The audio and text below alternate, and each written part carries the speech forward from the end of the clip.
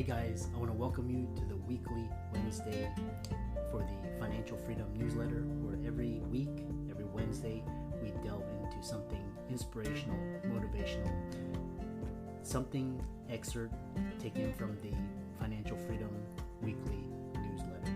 Wherever you are, if you're listening on Spotify, on iTunes, Google, be sure to click the like, subscribe, share, comment. And without ado, let's get into the show.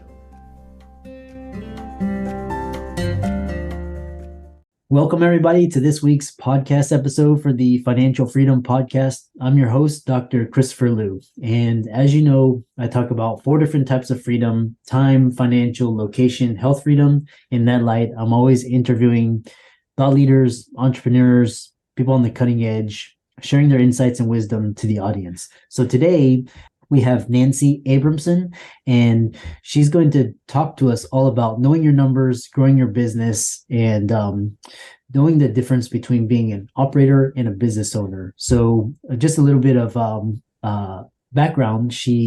Her mantra is to promise to share out episode as many eyes and ears, and to leave those inspired to have deeper profits and more spare time to live life and love life. So with that, I welcome Nancy to the show. Welcome. Thank you. It is such a pleasure to be here.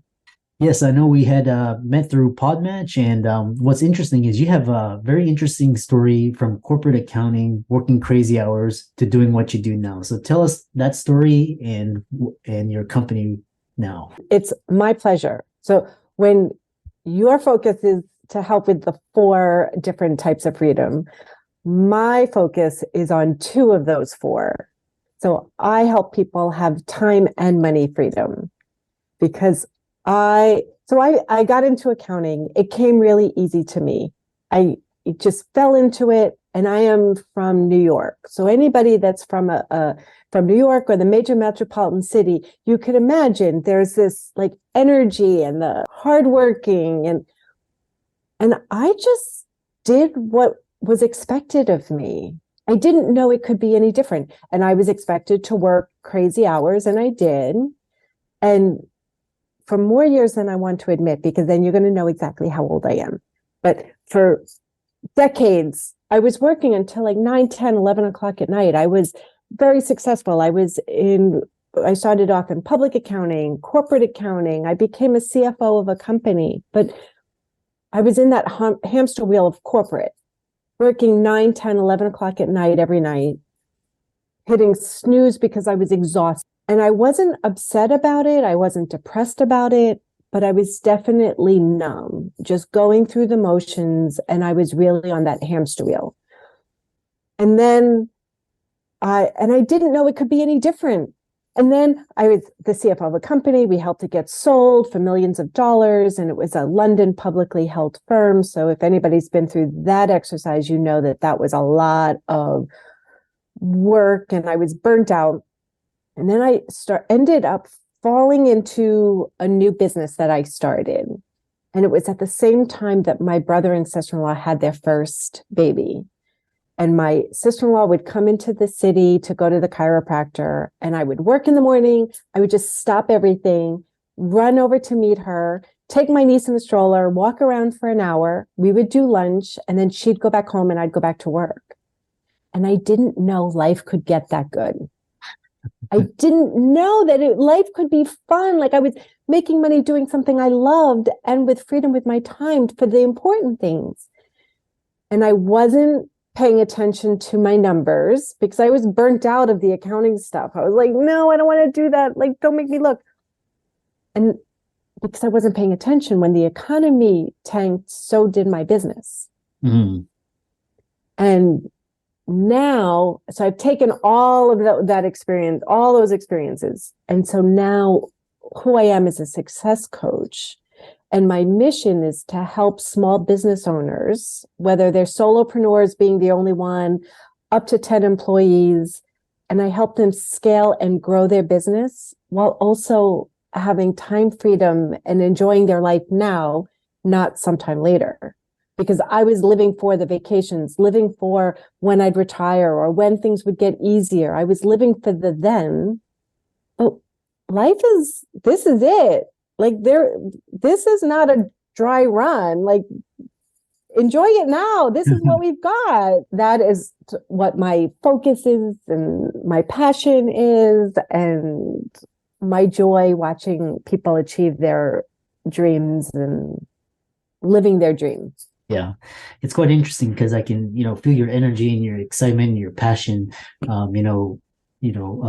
Coaching clients, when they're burnt out, you can feel their energies really low, and but you can feel your excitement. So, today's going to be all about time and money freedom. And what's interesting is that you have an interesting story, and no tomorrow is not guaranteed, so we have to live for today. One thing is that you talk about when you talk about transitioning from time and money freedom, but most people, they intend to become business owners, but they become operators. Tell us about that dichotomy. Yes, absolutely.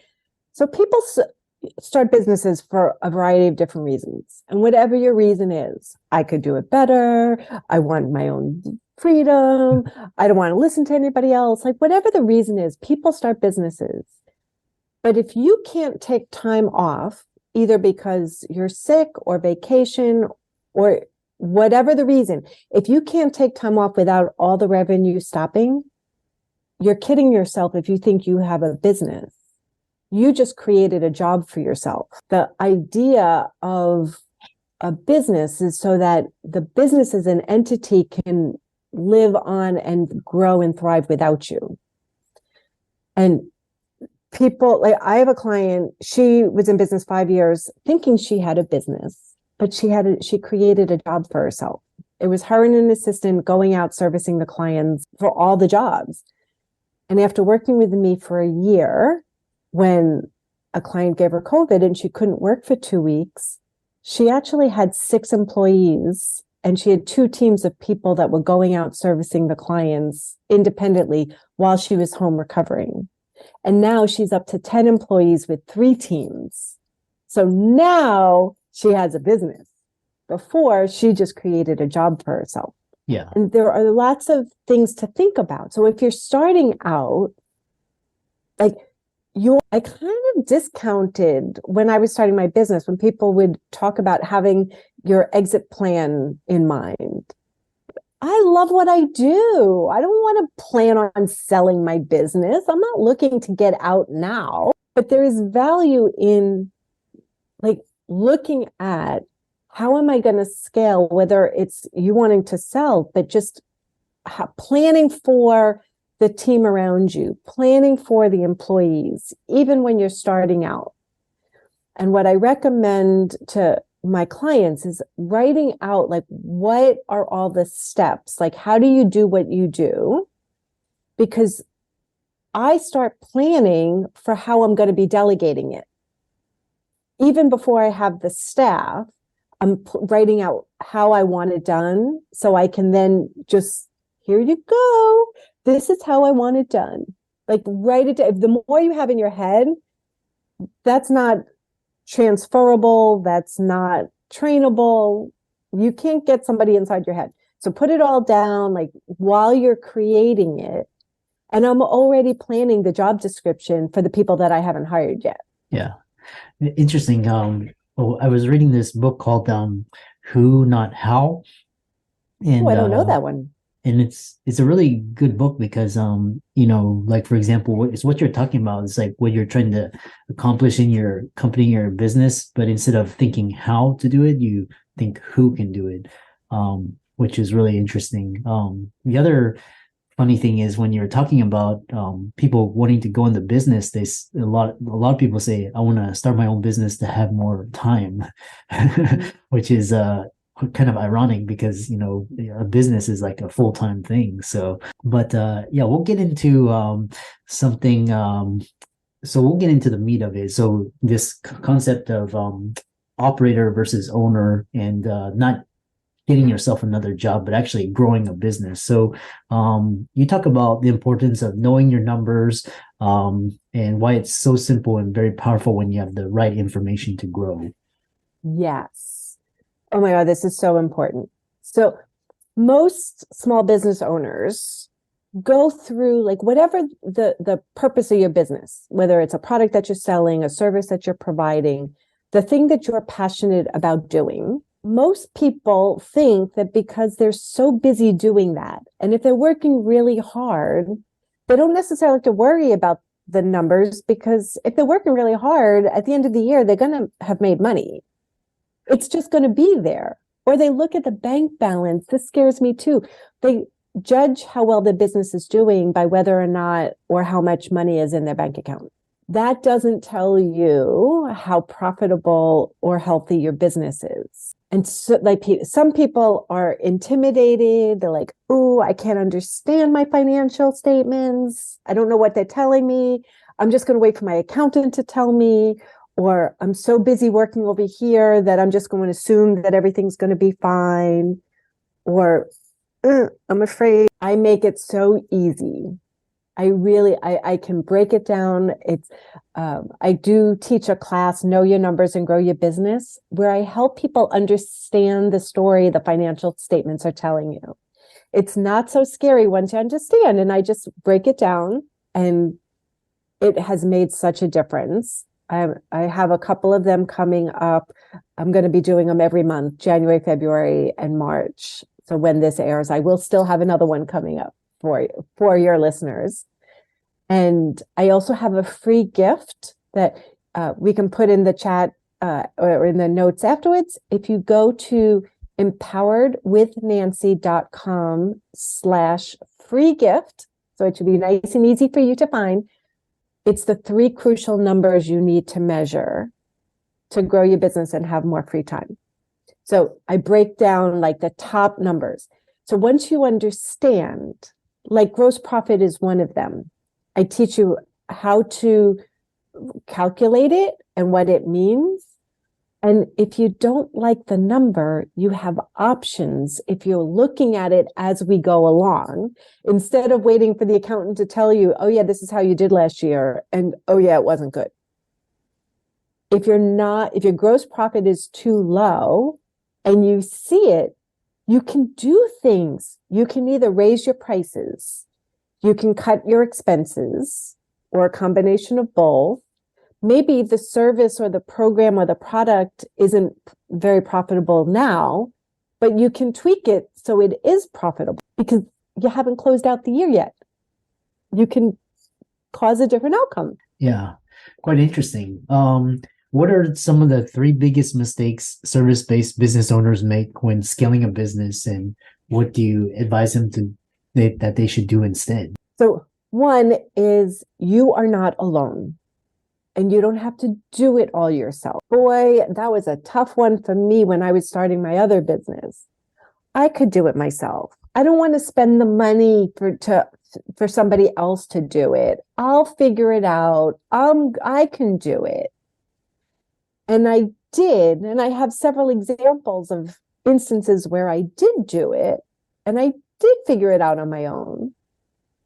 But it would take me 2 days what it would take an expert a couple of hours. So I did it, but I didn't value my time as much as I valued my money, which is opposite. Because if you value your time, because you can always make more money, you can't make more time. So if you value your time more, then I would have said, "You know what, let me just throw some money at it. I'll pay you the $300 or the $500. And in the same amount of time, I will be making $1,000 if I close some more sales over here." And most people don't think that way. "No, I don't want to spend the money. I'll do it myself." And I'll probably do it half as well, or maybe almost as well, but it's going to take twice as long or more. So that is definitely one of them. And there are options. You start looking like what you can have a part-time person until you can afford a full employee. You can grab somebody from Fiverr or an intern, or there are resources, or you can barter with somebody or find a partner that will help you in a project that you don't have to do it yourself.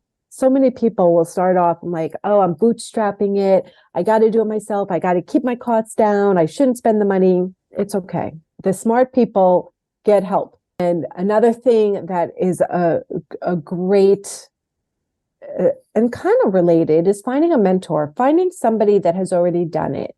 Even if you don't know the person and work with them personally, but see who's already done what you're looking to do and learn from them. Find out, like, follow them. What are the mistakes? Like, they've already proven the concept. So now you can start, instead of starting from ground zero, you start from here and see, all right, now what can I do differently? What can I do better? What mistakes did they make so I don't have to make the mistakes myself? Yeah, very it's like what's interesting is, time versus money, and you can actually leverage money to create more time, and then you scale that time to bigger and better things. Absolutely. Yeah. A lot of counterintuitive things. It's like how you value what you were talking about, value time versus money. So you talk about, this idea from operator to business owner, and this idea of knowing your numbers, which I'll direct all the audience to listening to Nancy's. Check out her website as well as her free resources, which will be in the links in show notes. But I want to talk about, ultimately we're doing this to have a better life, family, relationships, and this whole experience of life. So one thing you talk about is costly consequences of the trap of comparison. And how is that so detrimental to living a good life? Oh my God, that's key to having a good life. So many people compare themselves to others that have bigger, better, different, and feeling less than or not as good as, instead of comparing to others and feeling inspired about what's possible and getting there faster. So kind of like what I was touching on before. One of the things, so here's a secret. Social media is not real. That's not true. People lie on social media. People say what they want people to believe, but so many people. So this is where that my talk on this, and my class on the trap of comparison has started from. A friend of mine, I called her, we were having a great conversation, and then she shared that she wanted to speak to a mutual friend of ours, but wouldn't call her because she saw how her business was rocking it on, and she wasn't feeling as good about the state of her business. And so she wasn't going to call the friend that she wanted to speak to because she was comparing to her. And if you knew the friend, you would know that that was like crazy, because this friend would have wrapped her in love and supported her and inspired her. And she's judging based on what she's seeing in Facebook posts. So don't compare yourself to others and judge yourself and make yourself feel bad. You can compare to, oh, look at what somebody else did. That's possible. Okay, what can I learn from them so that it doesn't take me quite as long to get there? Like, get excited about it, not because you never know what's going on behind closed doors. I can give you so many examples of friends that I thought had the best relationship and the perfect husband. And oh my God, like, I'm so jealous. Look at that, their relationship. And then they get divorced, and I find out that they've been miserable for years. Like, you don't know. So you judge based on what you want to achieve in your life, set the goals for what you want, and then how can you learn from others so that you get what you want? Like, don't overextend yourself and buy a house that you can't afford, that's putting it in debt just to compare yourself to the Joneses, and get a car that you can't afford. And now you're miserable because you can't eat because you're trying to keep up appearances. That's not how you live a happy, fulfilled life. Yeah. Yeah. And I love this. this idea of comparison, it's all perpetuated by, mainstream, and, we have to look and behave. And, like I said, it's all this, fueled by this consumerism and, greed, especially in Western society. Absolutely. The one thing is, so we're talking about, joy. What are the top 3 ways to find more time in your day and experience it with family, for example, or loved ones, or experiences? Absolutely. So, like I said before, you can always make more money. You can't make more time. So I like jigsaw puzzles. Do you ever do jigsaw puzzles? So I open up a new puzzle and I always start with the border and I put the border together, and then there's this box full of pieces and you're like, how is that all going to fit? And then you have to try to and then fit it all in. Picture your calendar is the same thing. That is your container. I have tried to figure out how I could get more than 24 hours in a day, but as of yet, I haven't figured that out. So for now, we are all stuck with a limit of 24 hours. But now you get to decide how you're filling those 24 hours. So my first tip is you schedule your day and schedule everything. Whatever's important, you want to schedule it. So if you want to schedule time for sleep, your date nights, family time. If working out is important, schedule it. If meditation is important, schedule it. Like, put them in as if they were appointments with somebody else. Schedule them realistic. So if you're commuting to an appointment, make sure you put that commuting time in. If you need time to prepare for a meeting or maybe write notes up afterwards, schedule that. Because when you don't include that time, everything starts to slip and slide. So then you're like calling the next person. I'm like, sorry, I'm 15 minutes late. Oops, I hit traffic. Sorry, I'm half an hour late. And then everything slips and slides. You come home late. You've missed family dinner, or you come in just in time, and then you go back into the office to finish whatever work you didn't get done. Schedule it all. And schedule it realistically. That's number one. If you tend to have the fires, like I worked with somebody, I have a client, she couldn't fit it all into her calendar. She's like, I don't need to put in a calendar. I have it all in an Excel spreadsheet. I got it all in. I don't need to put in a calendar. I said, yes, you do, because you're not sleeping. And I hear how you're up, working through the night and you're exhausted and overwhelmed. Put it in. So it took her a while. And then she came back to me and she's like, it doesn't all fit. I'm like, I know. I could see how you're running your days. I could see why it doesn't fit. So now, what are you going to do about it? How do you make it fit? Like, what can you delegate? What can you change deadlines for? What can you say no to? Like, it all has to fit. And so she did that. And the overwhelm is gone. The other thing is, sometimes the fires do come up, sometimes emergencies come up, and there are things that you have to handle. If you are going to give up one of those appointments or have to move something that you've set for yourself, your gym time, your meditation time, your self-care time, your family time, don't just erase it and forget about it. Reschedule it. If I had to reschedule my meeting with you, I would reschedule it. Like, something came up. Oh, I'm so sorry. Can we do this tomorrow instead of today? Can we do this at another time? Honor yourself just as much. And she's got a lot of real estate and rental properties. So she often has these unexpected things. So another tip for you, if you are one of those people that have constant or often have these fires that disrupt your day, because after she figured it all out and got it all in, she's like, yeah, but then these things happen and I have to take care of it and it disrupts the whole thing. So what I suggested that she do is schedule the fire time in your calendar for the just in case, so that when something comes up, you might have to shift the timing of it, but at least you've accounted for it.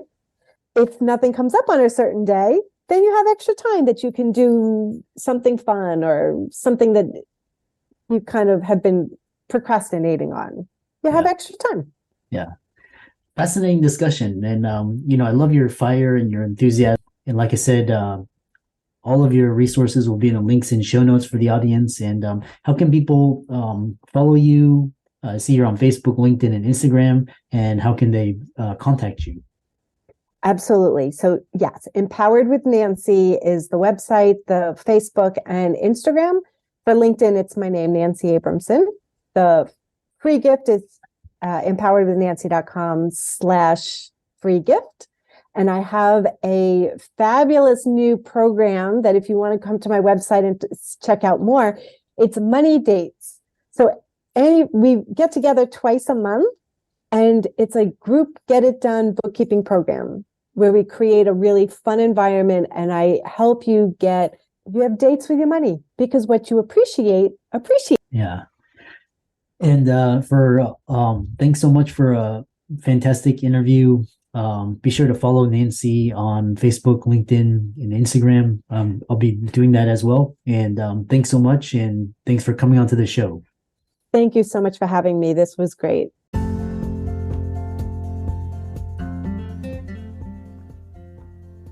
hope you really enjoyed that wonderful, inspirational, motivational piece.